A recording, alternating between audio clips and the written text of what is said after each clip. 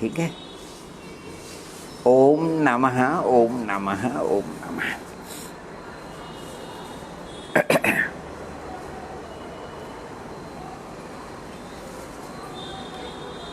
चारों अनुयोग, प्रथमानुयोग, कर्णानुयोग, चरणानुयोग, द्रव्यम। प्रथमम कर्णम चरणम द्रव्यम।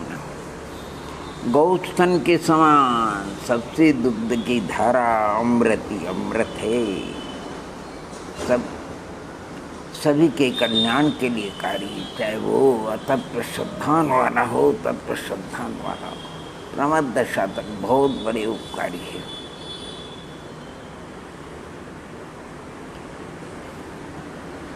और ये पुण्य पुरुषों की जो जीवनी है, आहा, शलाका पुरुषों की, 169 महापुरुषों की, ओ गदगद हृदय ऐसा परिणाम और निर्मल हो जाता है, ऐसे आर्द्र हो जाते, पढ़ते पढ़ते अपने आप अश्रुधाराएं बहने लगती है।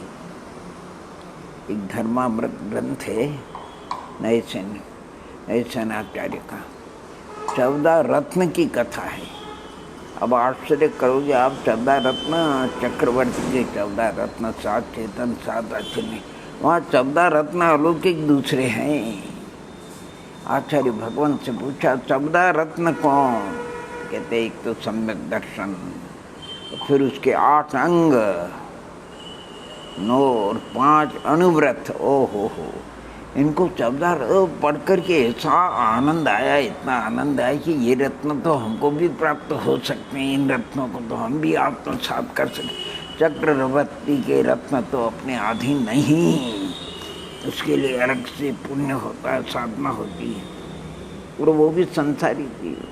ये तो आत्माश्रित रत्न हो, सम्यक दर्शन, उसके 8 अन्य कांक्षित वगैरह, और फिर 5 उनकी 14 रत्न की 14 कथानक दिया है। ओहो, सबसे पहले सम्यक रत्न का कथानक दिया उन्होंने। जब हमने उसको पढ़ा, सुना, कई बार सुना है अभी से, दया मित्र सेठ और वसुदत्त का एक आख्यान है उसमें। वसुदत्त पितराग देव गुरु शास्त्र के उपासक, आयतन के उपासक थे, धर्मात्मा थे, देव पूजा, गुरु पाठ, स्वाध्याय, संयम, तप, दान उनके नियमित थे, आवश्यक।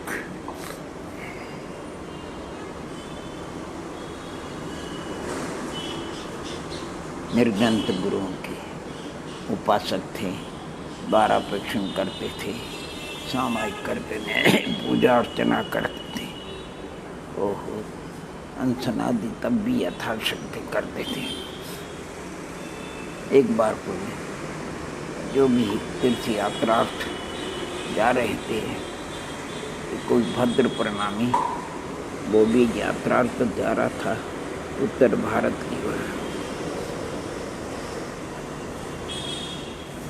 उसने देखा कि बड़ा अच्छा संघ है, अगर मेरे को भी इनका संयोग मिल जाए तो मेरी यात्रा भी सुगम हो जाएगी।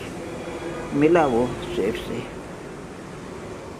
उसने अपने भाव व्यक्त करे, तो कोई बात नहीं भैया, ये 200 भव्यात्मा, उसके साथ तुम्हारा भी चलोगे, अच्छी बात है।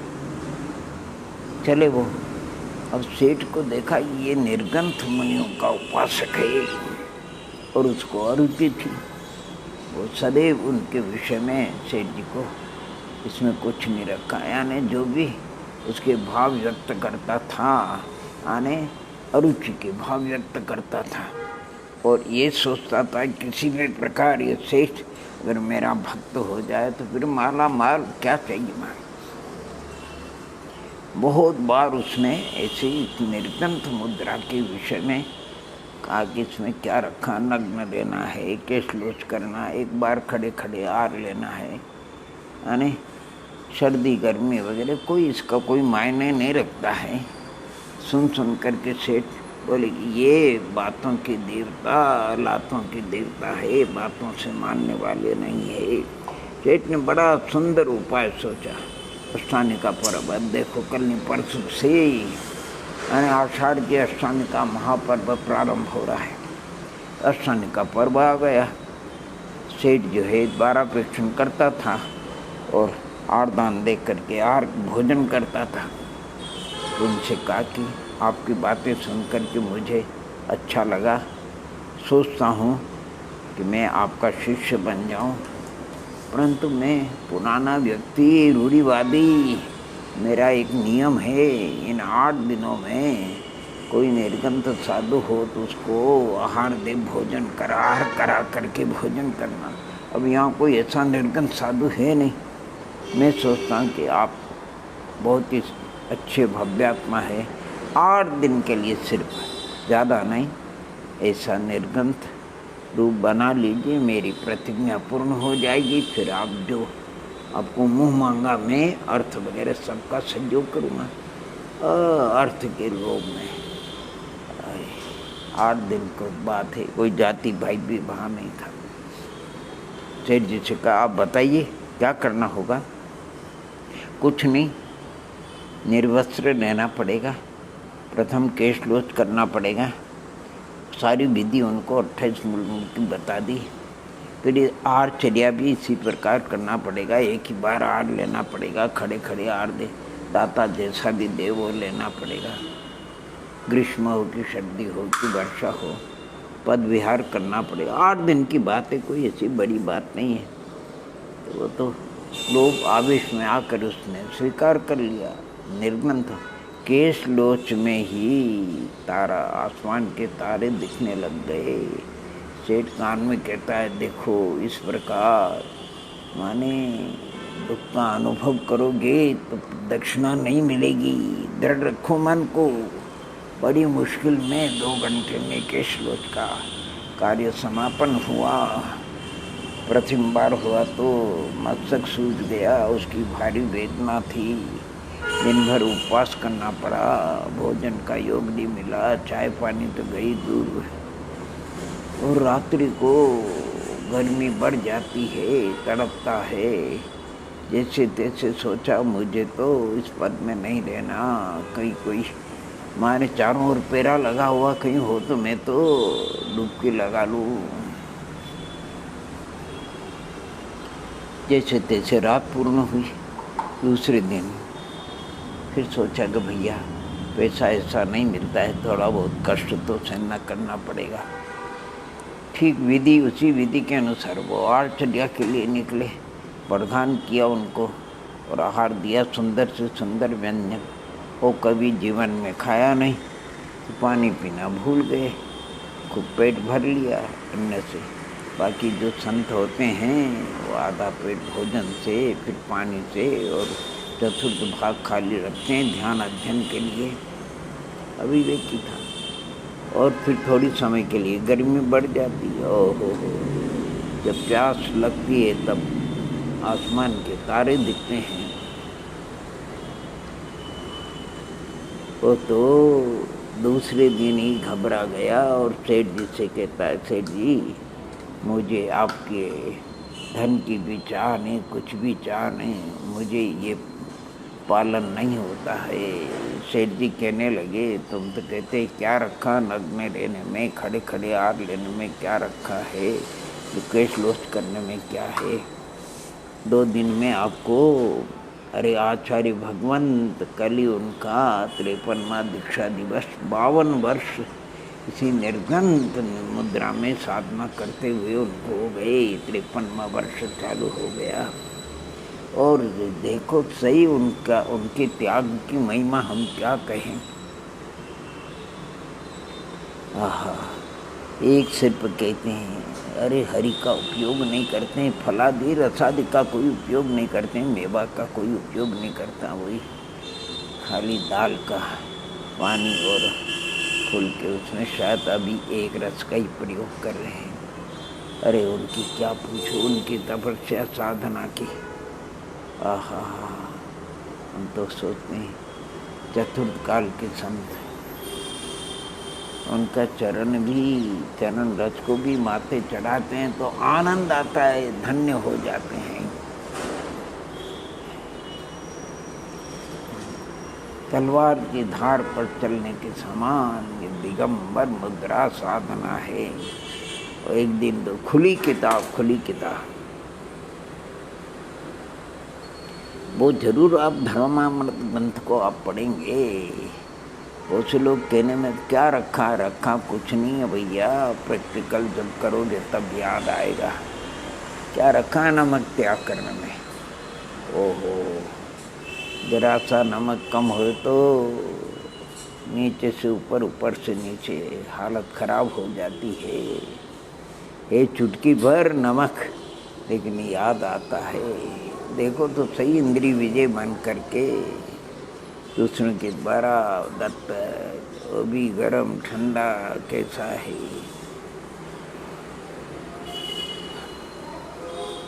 जीवन देखो कहना सरल है, जीवन में उसको आत्मसात करना कठिन है। कोई भी बात मैं कह देता हूँ, कहना उतने कठिन है, करना बहुत कठिन है।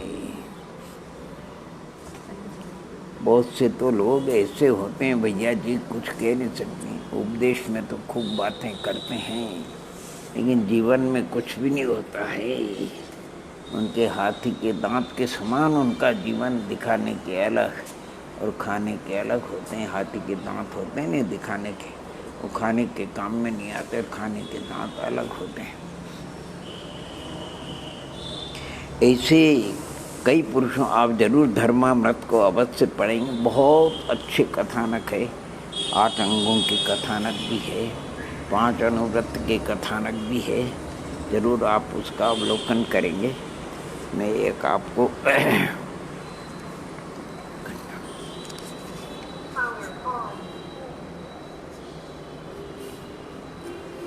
थोड़े से पद्म पुराण के आख्यान सुनाता हूँ।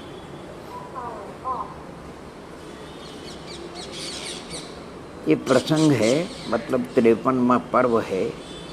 हनुमान जी लंका में जाकर के सीता को भेंट करने के बाद लंका को नष्ट भ्रष्ट किया, बहुत उपद्रव किया, और लंका के सैनिकों को उसे बंदी बनाया और रावण के सामने लाए। किनको? हनुमान जी ने रावण को भी कठोर वचन कहे। तब रावण क्रोध से लाल लाल होकर के दुर्वचन कहने लगा, यह पापी मृत्यु से नहीं डरता है, यह भूमि गोचरियों का दूत बन करके आया है, इसे शीघ्र ही हाथ पांव गले से बांध कर शहर में घुमाओ और दुख देवो। तब वे रावण की आज्ञा प्रमाण कुवचन बोलते हुए निकले, तो हनुमान बंधन तोड़ करके ऊंचा चला गया। विद्या बल से सब बंधन को तोड़ करके, कैसे? अरे जैसे यति निर्गंथ मुनिराज मोह फांस तोड़ करके मोक्षपुरी को चले जाते हैं। वाह! जैसे मुनिराज मोह फांस तोड़ करके मोक्षपुरी को चले जाते हैं।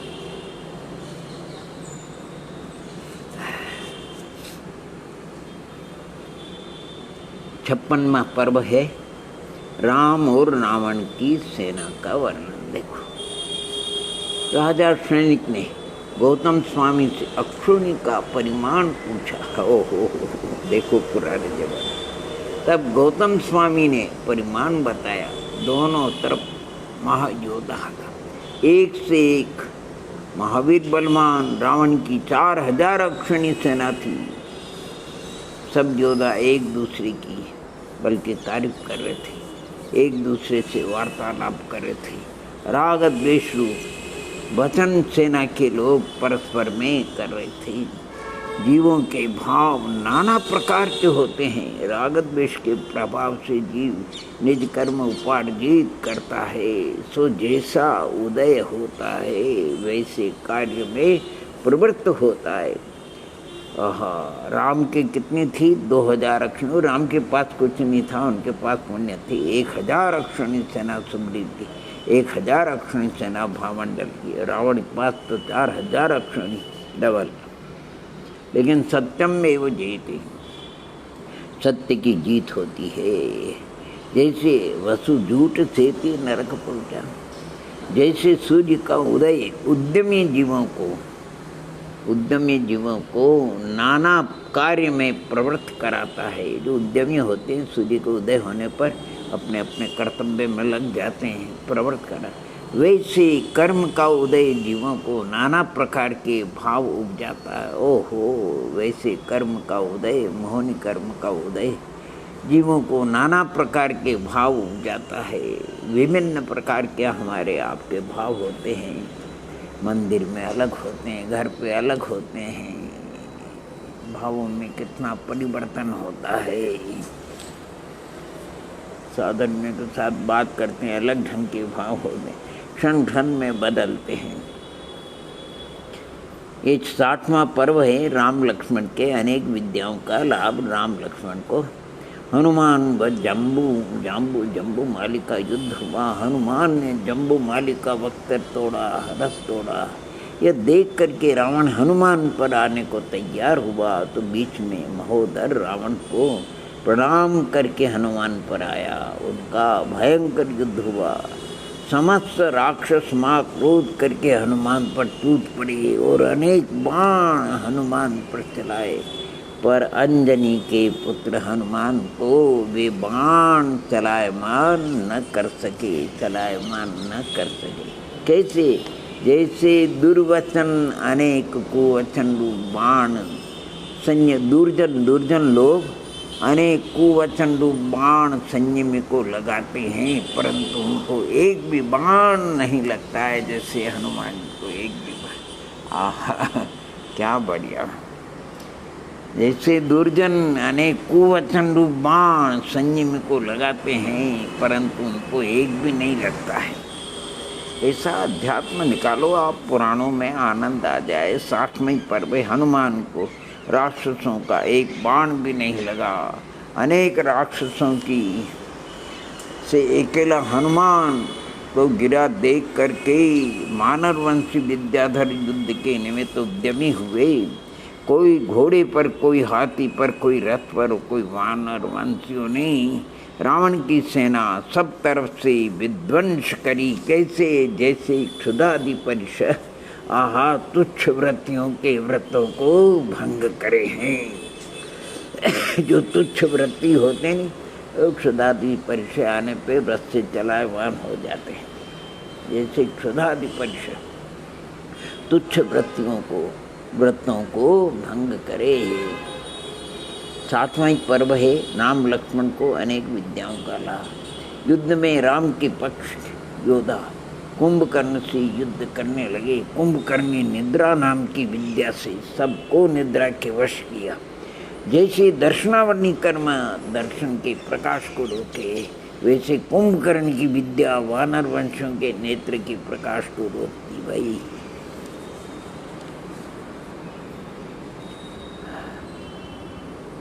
राम लक्ष्मण दोनों भी पर पक्ष को क्षय करने को उद्यमी महासमर्थ सूत्रों के ईश्वर संग्राम भूमि के मध्य प्रवेश करने लगे।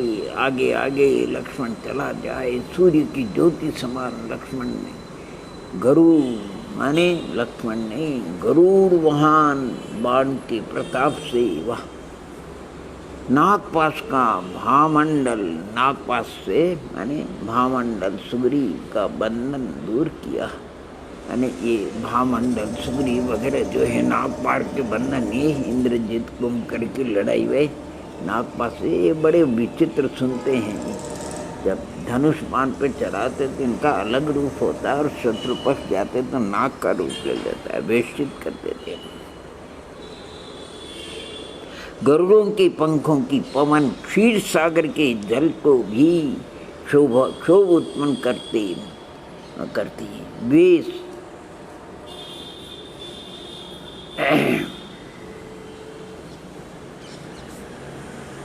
जल को भी क्षोभ उत्पन्न करती है। जैसे साधुओं के प्रताप से कुभाव मिट जाता है, वह वैसे गरुड़ों के पंखों की पवन करके वो सब नागपाश वो बाण बिलाई गया। भामंडल सुग्रीव मूर्छा रूप निद्रा से रहित हुए, नेत्र कमल जिनके, वे श्री भगवान की पूजा करने लगे। वे विद्याधर श्रेष्ठ देवों के देवसारी के सर्व प्रकार धर्म में श्रद्धा करने लगे। और पुण्याधिकारी जीव है, पुण्याधिकारी जीव है, सो इस लोक में परम उत्सव के योग को प्राप्त होते हैं। यह प्राणी अपने स्वार्थ से संसार में महिमा नहीं पाता है, परार्थ से परोपकार से यह महिमा पाता है। केवल परमार्थ से महिमा होती है। जैसे सूर्य पर पदार्थ को प्रकाशे, वैसे शोभा को प्राप्त होते हैं। युद्ध में रावण और विभीषण आमने सामने हुए। रावण अति क्रोध से विभीषण से बोला, हे पापी, तेरे जैसे वीर को मारने में मुझे हर्ष नहीं। तू निर्बल रंक अवध्य है, तेरे जैसा मूर्ख कोई नहीं जो विद्याधरों की संतान होकर भूमि गोष्ठों का आश्रय करता है। जैसे कोई दुर्बुद्धि पाप माने पाप कर्म के उदय से जिन धर्म को छोड़ मिथ्यात्व का सेवन करता है। क्या बात बढ़िया। आहा, विद्याधरों की संतान होकर के भूमि गोचनियों का आश्रय करता है। जैसे कोई दुर्बुद्धि पाप कर्म के उदय से जिन धर्म को छोड़ मिथ्यात्व का सेवन करे हैं। अरे युद्ध में लोग घायल हुए। दोनों सेना ऐसी दिख रही थी मानो अशोक का वन हो या टेसु का वन हो। कोई योद्धा अपने वक्तर को टूटा देख दूजा वक्तर पहनता भया। जैसे साधु व्रत में अगर दूषण उपजा हो देख फिर छेदों स्थापना करते हैं। क्या सुंदर दृष्टांत घटित करते हैं। वह दूजा वक्तर पहनते, ऐसे साधु व्रत में दूषण उपजा देख छेदों स्थापना करते हैं। आगे कई पर्वों का सुंदर सुंदर आप जरूर उसका अवलोकन करेंगे, पढ़ेंगे।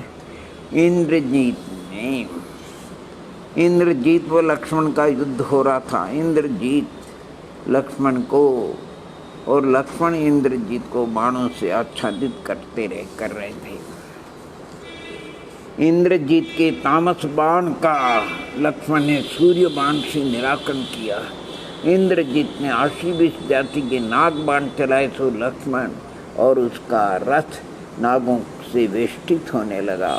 तब लक्ष्मण ने गरुड़ बाण के योग से नाग बाण का निराकरण किया। हो जैसे योगी महातप से पूर्वोपार्जित पापों के समूह का निराकरण करते हैं, वैसे लक्ष्मण ने गरुड़ बाण से योग से नाग बाण का निराकरण किया। जैसे योगी महातप से पूर्वोपार्जित पापों के समूह का निराकरण करते।